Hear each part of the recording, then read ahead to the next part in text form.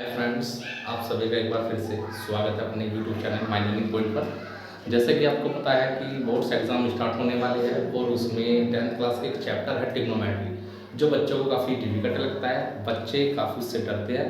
तो आज मैं आप सभी के सामने उस चैप्टर ट्रिग्नोमेट्री चैप्टर का 10th क्लास का चैप्टर ट्रिग्नोमेट्री उसका एक बेसिक कराने जा रहा हूँ, जिसमें है इंट्रोडक्शन ऑफ ट्रिग्नोमेट्री।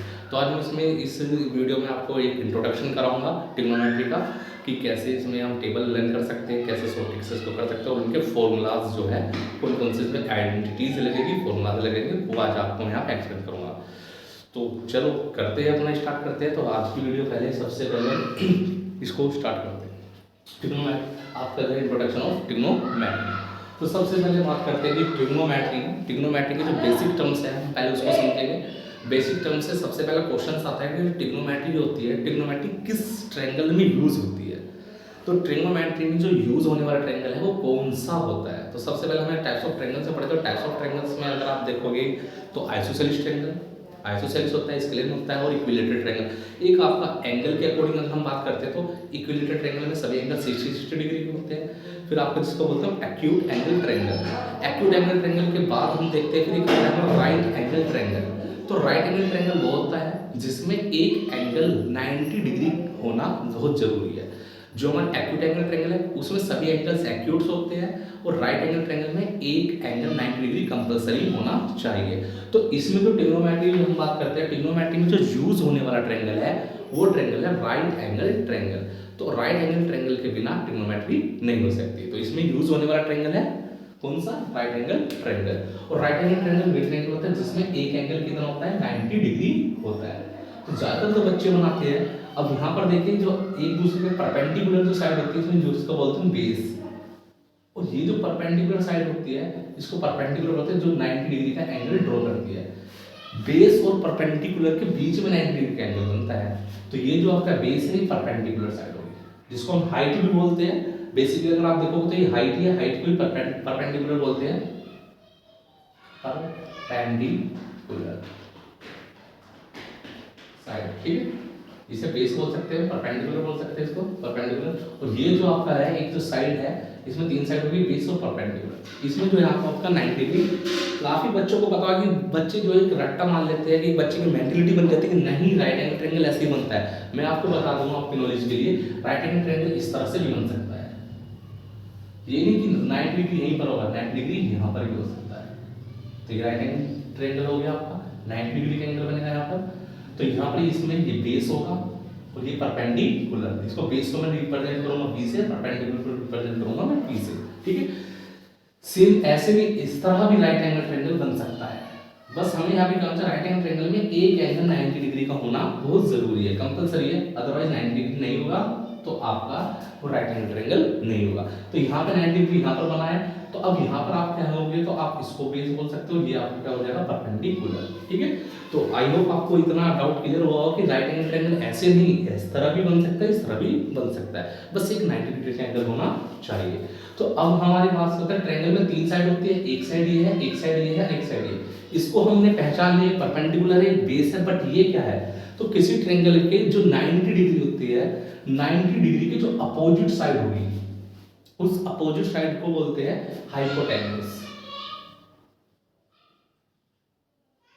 और ये आपकी जो हाइपोटेन्यूज है इसे रिप्रेजेंट करते हैं कैपिटल एच से। ये परपेंडिकुलर है, इसको रिप्रेजेंट करेंगे हम पी से, और बेस को रिप्रेजेंट करेंगे हम बी से। अब इसमें जो हाइपोटेन्यूज होती है, किसी भी ट्रायंगल की लॉन्गेस्ट साइड हाइपोटेन्यूज होगी, ये आपकी सबसे बड़ी साइड होती है। ये हमका जो ट्रिपलेट से दो साइड होते हैं, अगर हाइपोटेन्यूज नहीं है तो पाइथागोरस थ्योरम से क्या करते हैं, ट्रिपलेट्स लगा के आप इसकी हाइट फाइंड आउट, आपकी सॉरी ये जो आपकी साइड है, साइड की लेंथ फाइंड आउट कर सकते हैं। तो सबको पता चलेगा कि ट्रिग्नोमेट्री जो होता है, ट्रिग्नोमेट्री में यूज होने वाला ट्रायंगल कौन सा होता है, right angle triangle, right angle triangle. ये ट्रायंगल क्या होता है, ट्रिग्नोमेट्री में यूज होता है। अब बेसिक टर्म इसमें चलते हैं, जो हमारा ट्रिग्नोमेट्री, तो ट्रिग्नोमेट्री में एक हमारे होते हैं, इनमें हम ट्रिग्नोमेट्रिक रेशो लेते हैं। किसी ट्रायंगल की कौन कौन सी साइडों का रेशो लेना है, ट्रिग्नोमेट्रिक रेशो होते हैं। और ट्रिग्नोमेट्रिक रेशो को हम जो रिप्रेजेंट करते हैं, कुछ एंगल्स भी होते हैं। अब यहाँ पे 90 डिग्री एंगल है, फिर कुछ ना कुछ एंगल रहा होगा, यहाँ पे भी एंगल रहा होगा आपका। तो हमें पता चलेगा जो टोटल हमारा जो सम होता है किसी ट्रायंगल के इंटरनल एंगल का सम 180 डिग्री होता है। जब ये 90 डिग्री हो गया तो ये बचे हुए एंगल्स क्या होंगे, ये 90 डिग्री से दोनों का सम 90 डिग्री होगा, ये 90 डिग्री से अब इक्वल एंगल 90 डिग्री से कम होगा। तो ये हमारे एंगल्स यहाँ बन जाते हैं, इस एंगल को हम थीटा भी मान सकते हैं। तो हमें पता चलेगा 90 डिग्री के सामने तो होता है हाइपोटेन्यूज और थीटा डिग्री के सामने जो होता है थीटा, जो एंगल मेजर करेंगे उसके सामने में से क्या होगा, परपेंडिकुलर। तो इसमें हम बेसिक जो टर्म होते हैं इनके बेसिक टर्म है ट्रिग्नोमेट्री में यूज होने वाले ट्रिग्नोमेट्रिक रेशियो, तो पहले हम उनको देख लेते हैं। इनमें 6 रेशियो का यूज करते हैं हम। आपके जो ट्रिग्नोमेट्रिक रेशियो होते हैं, एक होता है फर्स्ट साइन, जो एंगल हमने थीटा माना तो साइन थीटा ले लेंगे हम। अगर सपोज दैट हमने यहाँ पर एंगल क्या मान लिया बेटा, ए मान लिया यहाँ पर, तो हम क्या ले लेंगे, साइन ए ले लेंगे। बी माना तो बी, तो जो एंगल जिस पर होगा हम उसको यहाँ पर डिनोट करेंगे। तो मैंने यहाँ पर थीटा लिया है, तो साइन थीटा ट्रिग्नोमेट्रिक रेशियो जो हम लेंगे इसमें 6 इसी सीरीज से याद करोगे तो इजी रहेगा आपके लिए। Sine theta, cos theta, tan theta, sine cos tan, cot, cot के बाद यहाँ पे लिया सेक थीटा और आपको यहाँ पर हो जाएगा को सेक थीटा। तो ये 6 हो गए, 1 2 3 4 5 6। ये इन 6 ही ट्रिग्नोमेट्री में जो यूज होने वाले हैं, इन 6 मेंबर्स का बहुत ज्यादा रोल है। सबसे पहले हमें इनके बारे में पता होना चाहिए। ये जो आपका है sine cos tan cot sec cosec, ये इनके शॉर्ट नेम है। का एक क्वेश्चन आ जाता है एमसी क्वेश्चन में कि इनका फुल नेम क्या आ जाता है, तो हमें इनके फुल नेम भी पता होना चाहिए। साइन का फुल नेम क्या है, कोस टैन कोसेक कोसेक। तो इनके सबसे पहले मैं फुल नेम बता देता हूँ। साइन का अगर बात करते हैं फुल नेम तो इसका होता है SINE, साइन थीटा, ठीक है। तो ये पूछ लेते हैं इसी क्वेश्चन से एक नंबर। कोस इसका फुल नेम, तो कोस का फुल नेम होता है कोसाइन, कोसाइन थीटा, ठीक है। टैन का होगा tangent, TANGENT, tangent theta. Cot, जो कोट है वो कोटेंजेंट है, उसको शॉर्ट में लिख देते हैं कोट, तो कोटेंजेंट, तो ये जो शॉर्ट में 3 के लेटर है, ये इसने कोट ले लिया। जो 3 के स्टार्टिंग लेटर थे ये टैन ले लिया था, कोस के 3 लेटर का कोस हो गया था और इसके 3 के लेटर स्टार्टिंग में तो साइन हो गया था। सेम ऐसे ही सिमिलरली हम ऐसे करेंगे। जो सेक है सिकेंड, इसका फुल नेम है सिकेंड, याद करिए SECANT, सिकेंड थीटा। तो इनके जो स्टार्टिंग के 3 लेटर है इससे बना है हमारा सेक थीटा। को सिकेंड, कोसेक है को सिकेंड, COSECANT। तो इसके स्टार्टिंग के जो लेटर लिए हमने यहाँ पे स्टार्टिंग में 6 लेटर लिए, इसका मतलब कोसेक बन गया।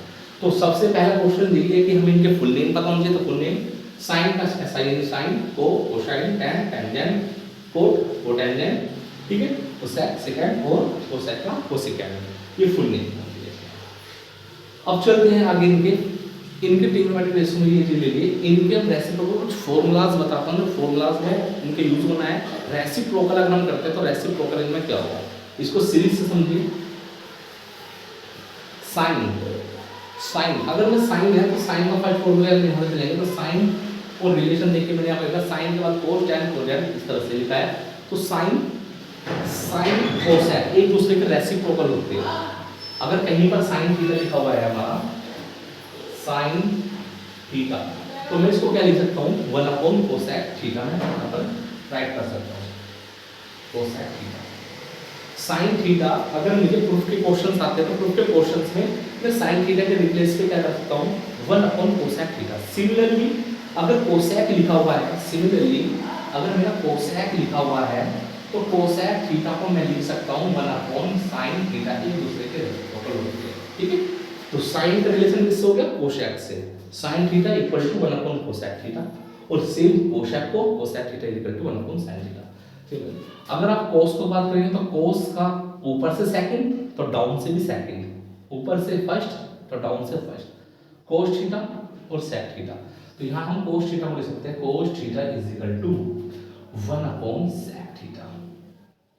सिमिलरली सेक थीटा को अगर मैं लिखना चाहूंगा तो सेक थीटा को कैसे लिखेंगे, sec theta is equal to 1 cos theta.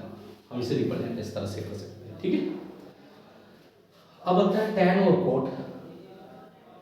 Tan theta तो इसको हम कर सकते हैं इसका टैन थीटा के इस तरह से मैं यहाँ पे बदलता हूँ, टैन थीटा, टैन थीटा। तो टैन थीटा को हम लिख देंगे 1 cot theta, 1 upon cot theta. ठीक है, ये फर्स्ट सेकंड रिलेशन सिमिलरली कर दीजिए। अब इसको अगर हमें कोट थीटा है, कोट थीटा को हमें प्रूफ में करना है तो हम इसको कोट थीटा को 1 अपॉन tan थीटा लिख सकते हैं। तो cot theta equal to 1 upon tan theta, ये दूसरे के रेसिप्रोकल होते हैं। ये फर्स्ट अब हमारे यहाँ पर बात करते हैं तो हमारे फर्स्ट यहाँ से ये फॉर्मूले बनते हैं स्टार्टिंग में। इसी फॉर्मूले से अब एक आइडेंटिटीज भी आपका जो है एक फॉर्मूला बनता है। कभी कभी क्वेश्चन आ जाता है रेसिप्रोकल एक साथ, अगर कभी भी दोनों रेसिप्रोकल ये आपका साइन और कोसाइन अगर इनकी मल्टीप्लाई हो रही प्रोडक्ट हो तो इनकी वैल्यू 1 होती है। कैसे होती है एक बार मैं इसको एक्सप्लेन कर देता हूँ, यहाँ तक समझ में आ गया होगा आप सभी ने।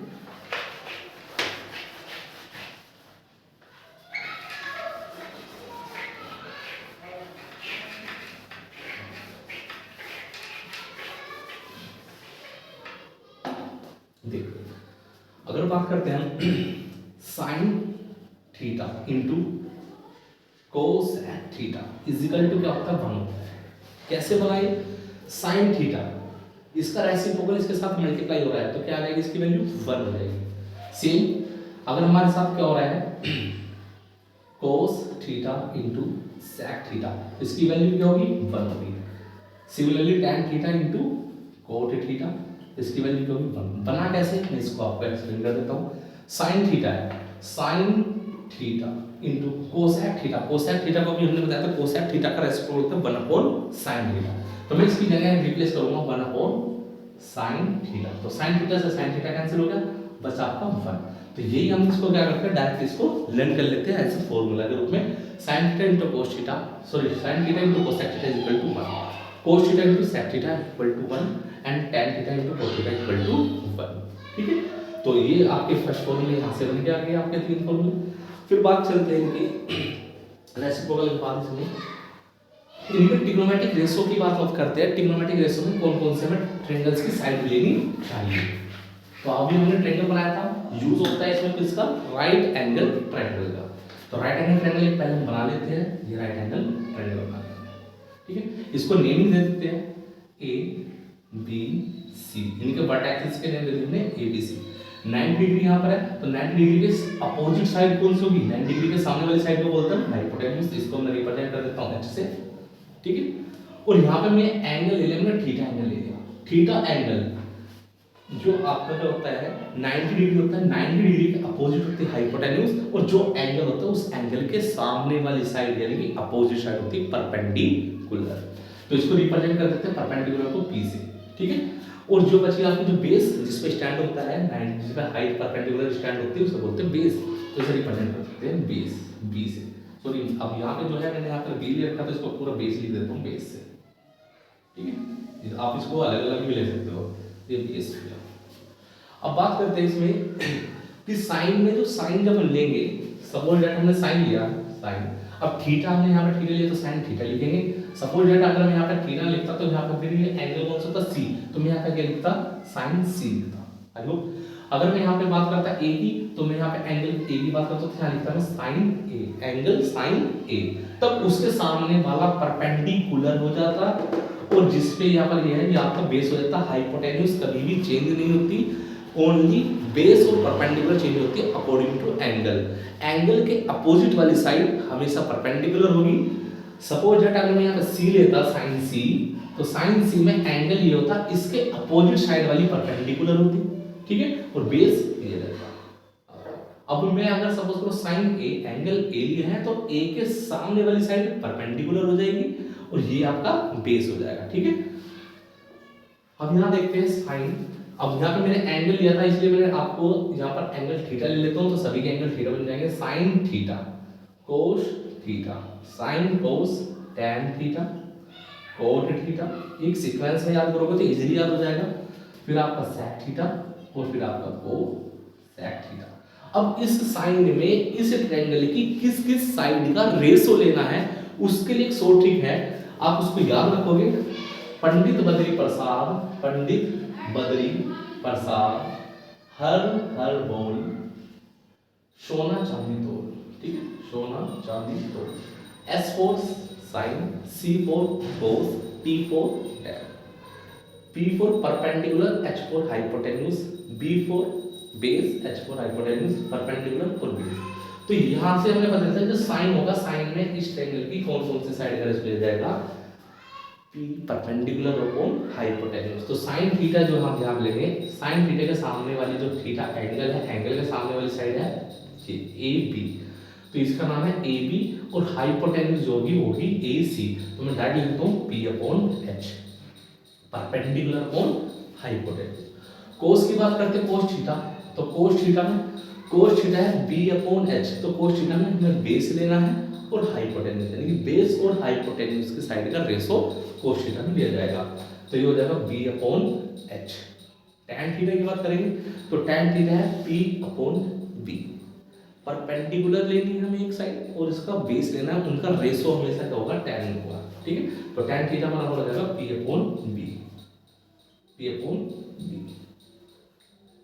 अब आपको पता है कोट जो होता है रेसिप्रोकल होता है किसका, tan का, कोट tan का रेसिप्रोकल होता है, तो इसकी वैल्यू भी क्या हो जाएगी, इसकी अपोजिट हो जाएगी, रेसिप्रोकल कर देंगे तो हो जाएगी B अपॉन P।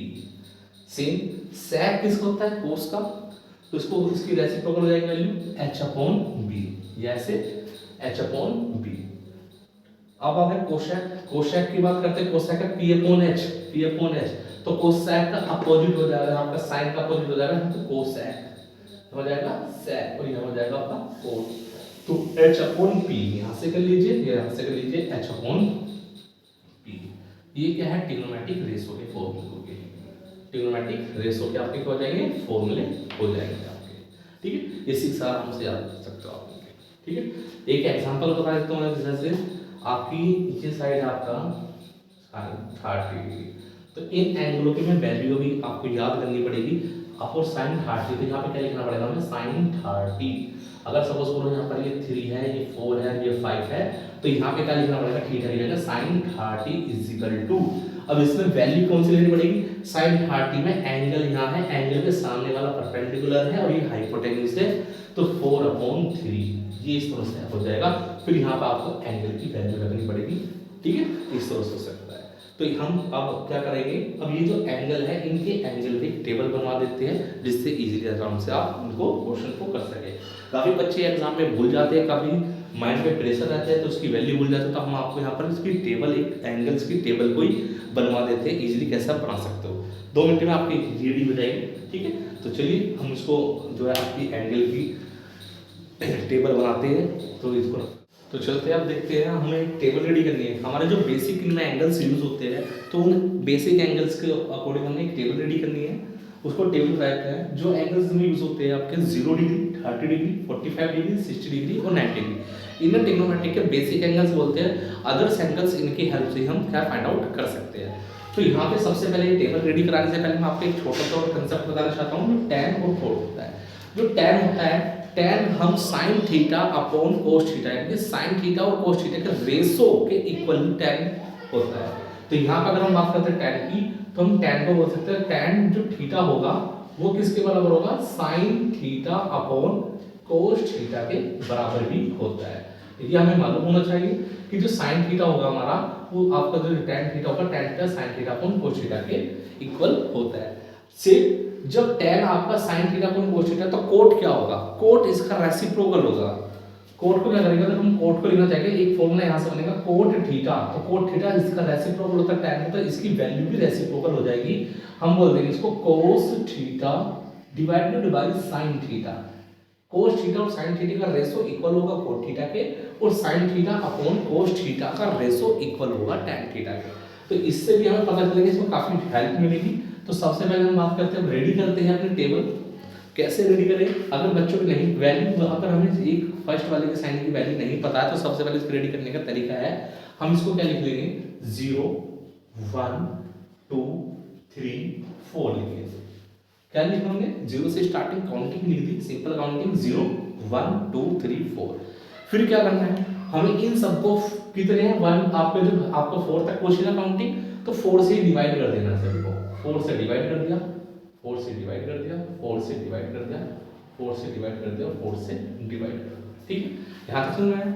क्या करना है, पहले 0 1 2 3 4 लास्ट 4 तक था तो 4 से डिवाइड करते हमने, फिर हमें इसको रूट ले लेना है, ले लेना है रूट, अंडर रूट ले लीजिएगा, तो ये आपकी वैल्यू फाइंड आउट होनी स्टार्ट हो जाएगी। जैसे कि देखिए जब 0 को 4 से डिवाइड करोगे तो क्या आएगा 0, और 0 का अंडर रूट क्या होता है 0। जब 4 से 0 को डिवाइड करेंगे, हम क्या करते हैं, आपको 0 को डिवाइड करेंगे तो आपका तो क्या आएगा 0, और 0 का अंडर रूट क्या आ जाएगा 0 आ जाएगा, तो इसकी वैल्यू क्या हो जाएगी आपकी 0। हम बोल सकते हैं कि साइन, इसको रीड कैसे करेंगे, साइन 0 इक्वल टू 0, साइन 0 की वैल्यू 0। सेम यहाँ पर 1 का अंडर रूट क्या होता है, 1 का अंडर रूट होता है 1, और अंडर रूट 4 का होता है आपका 2, तो इसकी वैल्यू बन के आ गई साइन 30 इक्वल टू 1/2, तो साइन 30 1/2, साइन 45 कैसे करेंगे, 2 1 2 2 2 4, तो अंडर रूट 1 की वैल्यू 1 और आपका अंडर रूट 2 की वैल्यू अंडर रूट 2 आ जाएगी, ठीक है। तो साइन 45 रीड कैसे करना है, साइन 45 इक्वल टू 1/2, ठीक है। अंडर रूट 3 की वैल्यू तो आप ऐसे अंडर रूट से नहीं निकलेगा, ये तो क्योंकि परफेक्ट स्क्वायर रूट नहीं है तो अंडर रूट तो नहीं निकल आएगा, तो अंडर रूट 3, बट ये परफेक्ट स्क्वायर रूट है, तो किसको होता है 2 का होता है, तो इसको रीड कैसे करेंगे, साइन 60 डिग्री, तो साइन 60 की वैल्यू होगी अंडर रूट 3/2, अंडर रूट 3/2। बात कर सकते हैं कि 90, तो ये 4 से 4 को डिवाइड कर दीजिए, 4 1 जा 4, तो 1 बार 1 का अंडर रूट 1, तो हमसे यहाँ पे पहले इसकी साइन की वैल्यू बदलेगी, तो इस तरीके से हम क्या कर सकते हैं, वैल्यू निकाल सकते हैं, साइन 0 0, साइन 30 1/2, साइन 45 1/2, और साइन 60 √3/2, और साइन 90 1। यहाँ तक अगर आप इसको कर लोगे तो आगे आपकी क्या है, इजी से आप बन सकते हैं। तो मैं इसको यहाँ से रिमूव करता हूँ, तो मेरी वैल्यू जो बन के आएगी, यहाँ से मैं वैल्यू इसको रिमूव कर देता हूँ यहाँ से, तो साइन 0 0, साइन 30 1/2, साइन 45 1/2, साइन 60 √3/2, और साइन 90 1। तो इजीली आप इसको क्या कर सकते हो, अच्छे से याद भी कर सकते हो, याद नहीं है तो आप इसको बना सकते हो, एग्जाम में आपको ज्यादा टाइम नहीं लगेगा, वैल्यू सीधा लिखिए और जल्दी से इसको बना दीजिए। अब कोस थीटा की वैल्यू कैसे याद करें, कोस थीटा की वैल्यू याद कर सकते हैं इसके अपोजिट से, यानी कि इसको क्या करना है, ये आपका 0 से यहाँ तक था, उसको अपोजिट लिख दीजिएगा। कोस जो यहाँ पे 90 की वैल्यू थी, वो कोस 0 की वैल्यू यहाँ पे 1 था, तो यहाँ पे 1 आ जाएगी। हम बोलते हैं कोस 0 की वैल्यू 1, कोस 30 की वैल्यू जो 60 की थी वो 30 को जाएगी अंडर रूट 3/2, कोस 45 की वैल्यू 1/√3 थी, तो यहाँ पर आ जाएगी 1/√2। यहाँ पे जो वैल्यू होगी वो ये वाली जाएगी यहाँ से। अब इसको अपोजिट करते हैं, पहले ये वाली वैल्यू यहाँ पर सेम ऐसे, अब ये वाली यहाँ पर जाएगी, तो यहाँ हो जाएगा कोस 45 कितना हो जाएगी आपका, कोस 45 1/√2, और कोस 60 1/2, और कोस 0 आपकी वैल्यू आपकी कितनी जाएगी, कोस 90 बन 0, तो इसका अपोजिट लिख दिया, ठीक है। साइन की लिखी, साइन का क्या कर दिया, अपोजिट कर दिया। फिर यहाँ पे टेबल जो आपका tan है, अब tan हमने बताया था tan जो होता है sine theta upon cos theta के इक्वल tan होता है। तो यहाँ पर अगर मैं बात करूँ tan 0, अगर मैं आपसे कहूँ कि tan 0 की वैल्यू बताए, तो tan 0 की वैल्यू कैसे बताओगे आप, tan 0 की वैल्यू ऐसे बताओगे यहाँ पर tan 0, तो tan 0 का साइन 0 अपॉन कोस 0, ठीक है। जो साइन 0 की वैल्यू क्या है 0, और कोस 0 की वैल्यू क्या है 1, जो 1 से 0 को डिवाइड करेंगे तो आंसर क्या आएगा 0, ठीक है। तो इस तरह से हम क्या कर सकते हैं, इसकी सभी इसकी वैल्यू निकाल सकते हैं। यहाँ पर करते सिंपल देखते हैं 0/1, क्योंकि साइन अपॉन कोस जब डिवाइड करेंगे तो 0/1 क्या आ जाएगी 0। यहाँ पे करेंगे इसको 1/2, जब इसको यहाँ से डिवाइड करेंगे आपको 1/2 अपॉन अंडर रूट 3/2, तो हम क्या करेंगे 2 से 2 कट जाएगा तो 1/√3 बन जाएगी ऐसे वैल्यू। जब इसमें यहाँ चलेंगे साइन की वैल्यू को किससे डिवाइड करना है, कोस की, तो यहाँ से पूरा का पूरा कैंसिल हो जाएगा, तो कितनी बार कटेगा 1 बार। इस तरह से हम क्या करें, वैल्यू फाइंड आउट करते चले जाएंगे यहाँ से, ठीक है। 0 को डिवाइड करेंगे 1 से 0, और इससे 2 से 2 कट जाएगा तो 1/√3, ये पूरी वैल्यू से पूरी वैल्यू कट जाएगी तो 1, और यहाँ पे 1/√2 से √2 कट जाएगा तो √3/1, तो यहाँ आ जाएगा √3। और जब कभी भी 1 को डिवाइड करेंगे 0 से, क्योंकि इरेशनल आपका क्या है नीचे 0 आ गया, तो 0 से डिवाइड करेंगे तो क्या होगा नॉट डिफाइंड। क्यों, क्योंकि यहाँ पर क्या था 0 को डिवाइड करते हैं 1 से तो 0, जब इसको अपोजिट करते हैं 1/0 तो इसका हो जाएगा आपका नॉट डिफाइंड, ठीक है। इस तरह से आपका कोट क्या होता है, कोट को अपोजिट लिख दीजिए। जो कोट में 90 की जहाँ पर tan 90 की वो कोट 0 की वैल्यू, अंडर रूट 3, तो कोट 30 की वैल्यू यहाँ पे जाएगी, फिर ये 1 था तो 1 आ जाएगी, इधर से फिर आपका जो है इधर से चलते रहेंगे आपकी।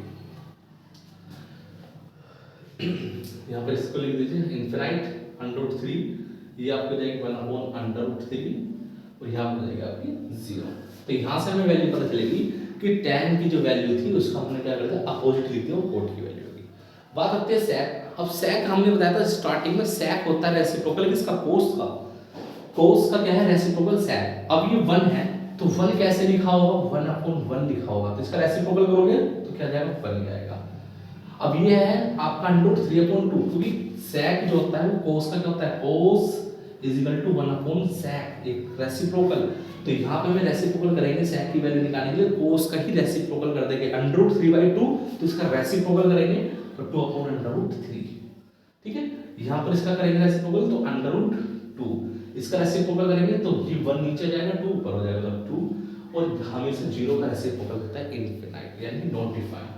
क्यों, क्योंकि 0 0 के नीचे 1 होगा, इसका रेसिप्रोकल करेंगे तो 1/0 होगा, 1/0 की वैल्यू होती है नॉट डिफाइंड, तो इसका की वैल्यू हो जाएगी नॉट डिफाइंड हो जाएगी, ठीक है।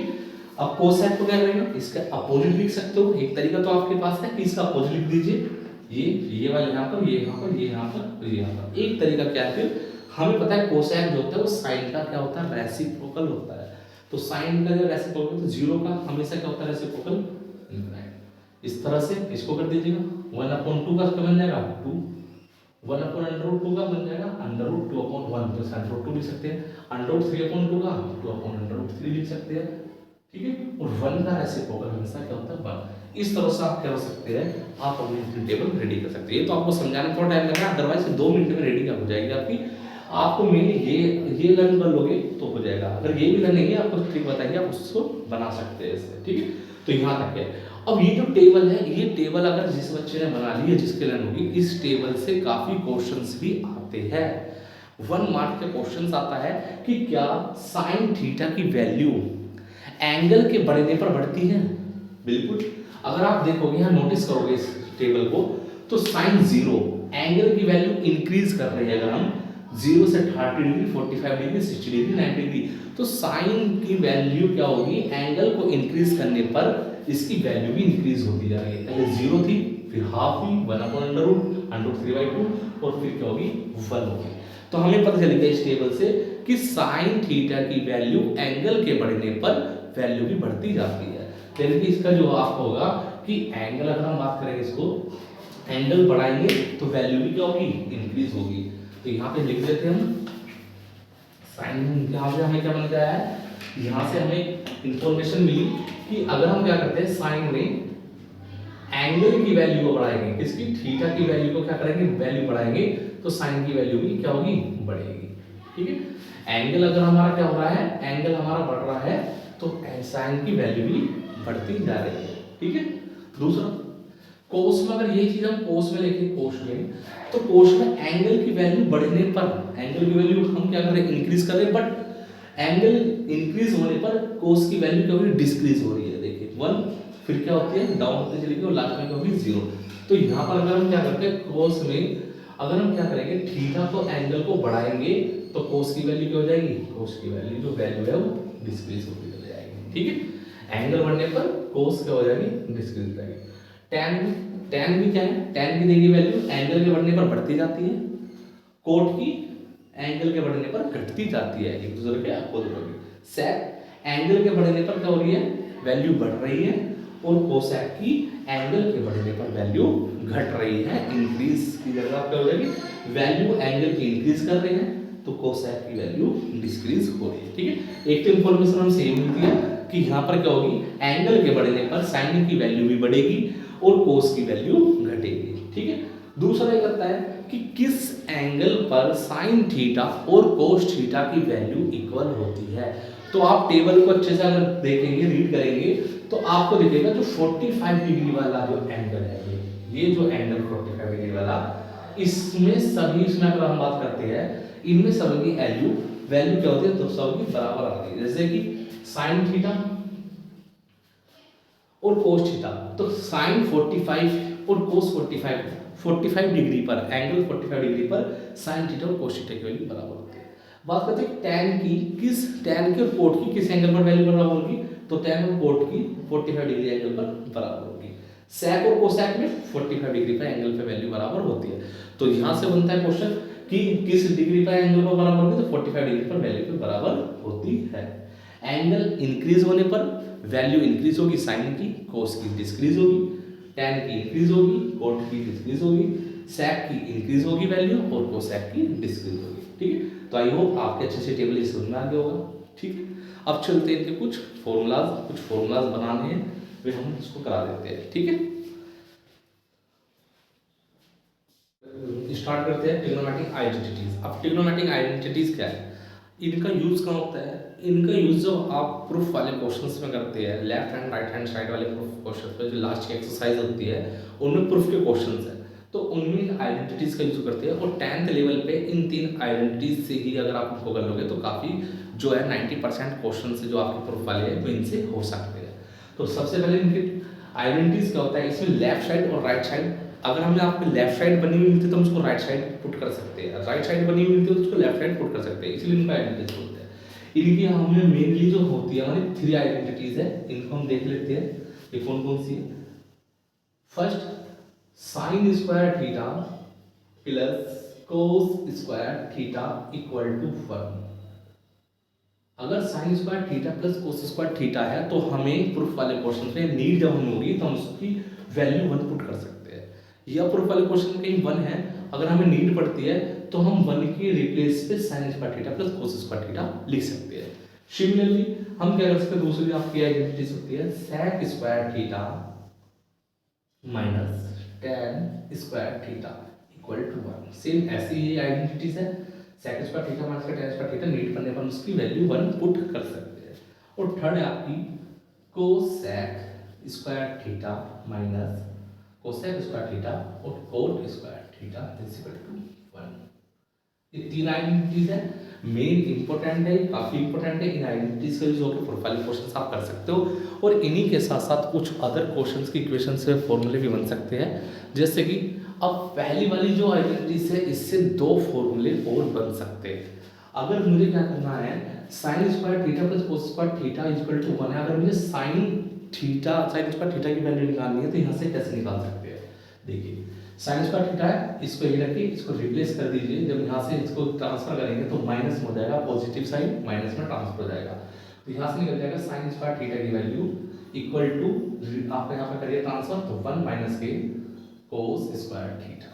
ठीक है, अगर मुझे नीड पड़ती है तो कोस स्क्वायर थीटा की वैल्यू चाहिए, तो अब के साइन का मैं ट्रांसफर करूंगा तो साइन स्क्वायर थीटा का जो साइन पॉजिटिव नेगेटिव हो जाएगा, तो यहाँ से बन जाएगा cos square theta is equal to, इसको रिप्लेस कर दीजिए 1 माइनस के साइन स्क्वायर थीटा। तो यहाँ से मुझे पता चलेगा कि यहाँ पे सिंपल सी बात है, अगर 1 में से कोस स्क्वायर थीटा माइनस हो रहा है तो उसकी वैल्यू हम साइन स्क्वायर थीटा लिख सकते हैं, और 1 में से साइन स्क्वायर थीटा माइनस हो रहा है तो उसकी वैल्यू कोस स्क्वायर थीटा लिख सकते हैं प्रूफ वाले क्वेश्चन की। सिमिलरली यहाँ पर भी कर सकते हैं, यहाँ से अगर मुझे कोस यहाँ पे सेक स्क्वायर थीटा की वैल्यू चाहिए तो मैं सेक स्क्वायर थीटा की वैल्यू यहाँ से tan में ट्रांसफर करूंगा तो इसका ट्रांसफर पॉजिटिव हो जाएगा, तो 1 प्लस के tan स्क्वायर थीटा। अगर मुझे नीड होती है तो मैं सेक स्क्वायर थीटा के रिप्लेस पर 1 प्लस के tan स्क्वायर थीटा को भी लिख सकता हूँ, और 1 प्लस के tan स्क्वायर थीटा की वैल्यू में सेक स्क्वायर थीटा भी लिख सकता हूँ। सिमिलरली इसमें दूसरा बन सकता है, अगर मुझे tan स्क्वायर थीटा की वैल्यू फाइंड आउट करनी है, tan स्क्वायर थीटा, यहाँ से देखिए तो ये 1 का जब मैं इसको ट्रांसफर करूंगा तो क्या आ जाएगा, 1 पॉजिटिव से नेगेटिव है, तो tan स्क्वायर थीटा की वैल्यू जाएगी sec स्क्वायर थीटा माइनस के 1। तो ये दो आपके फॉर्मूले इसी से बन गए। अब सेम 2 फॉर्मूले यहाँ से बन जाएंगे। अगर मुझे cosec स्क्वायर थीटा की वैल्यू चाहिए, cosec स्क्वायर थीटा की वैल्यू, तो क्या होगा, इसका ट्रांसफर करेंगे तो पॉजिटिव हो जाएगा, तो 1 प्लस के cot स्क्वायर थीटा। तो कहीं भी अगर मुझे जरूरत पड़ती है तो मैं कोस स्क्वायर थीटा को 1 प्लस के कोट स्क्वायर थीटा के टर्म में लिख सकता हूँ, और 1 प्लस के कोट स्क्वायर थीटा को नीड होने पर मैं कोसेक स्क्वायर थीटा भी लिख सकता हूँ। यहाँ से अगर मैं कोट स्क्वायर थीटा की वैल्यू निकालना चाहूँगा तो सेम जैसे ऊपर किया है आपने, सेम वही प्रोसेस यहाँ पे करना है। ये जो 1 है इसका ट्रांसफर इधर कर दोगे तो क्या बन जाएगा, कोसेक स्क्वायर थीटा माइनस के 1। It is simple. तो आपको देखना है 3 आइडेंटिटीज से हमने 2 फॉर्मूले और इजीली बना लिए। तो टोटली ये 6 फॉर्मूले जो बन गया है आपके आइडेंटिटीज में, इनका यूज प्रूफ वाले क्वेश्चंस में आप कर सकते हैं। इनके अलावा भी बाहर से ज्यादा क्वेश्चंस की जरूरत नहीं, इन्हीं पे 90% क्वेश्चंस आपके हो जाते हैं। ठीक है। एक इम्पोर्टेंट और बात बतानी थी, कुछ इम्पोर्टेंट क्वेश्चंस में जैसे कि आपके जस्टिफाई या आपके रीजन एसोसिएशन क्वेश्चंस होते हैं, तो उसमें पूछता है कि क्या साइन थीटा को हम साइन मल्टीप्लाई थीटा लिख सकते हैं? नहीं लिख सकते, ठीक है। कहीं भी साइन थीटा का मतलब साइन मल्टीप्लाई थीटा नहीं है, ना ही इसका साइन थीटा का मतलब, या नहीं ये ऐसा है कि साइन प्लस के थीटा, तो ये भी इसको नहीं लिख सकते। हम किसी भी इसमें एंगल को अलग नहीं कर सकते। जैसे कि और कुछ एग्जांपल्स मैं बता देता हूं।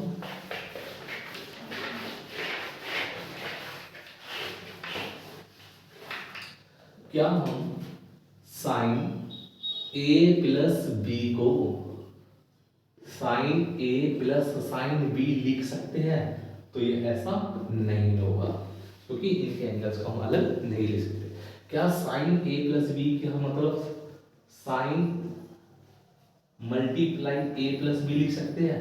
तो ऐसा नहीं होगा, कभी भी इनके एंगल्स अलग नहीं हो सकते, ठीक है। तो इसका ध्यान रखना है यहाँ पर इनकी वैल्यू का, ठीक है। तो ये ऐसे नहीं लिखी जा सकती है। आई होप आपका जो ट्रिग्नोमेट्री का ये इंट्रोडक्शन पार्ट है, इंट्रोडक्शन पार्ट आपको अच्छा लगा होगा। आगे हम कंटिन्यू करेंगे इसका सेकंड पार्ट, और सेकंड पार्ट में लेकर आएंगे ट्रिग्नोमेट्री से इंपॉर्टेंट क्वेश्चंस जो आपके बोर्ड्स एग्जाम में पूछे जा सकते हैं। तो आपको अगर अच्छी लगी है तो वीडियो को लाइक करें, सब्सक्राइब करें, शेयर करें। जय हिंद, जय भारत।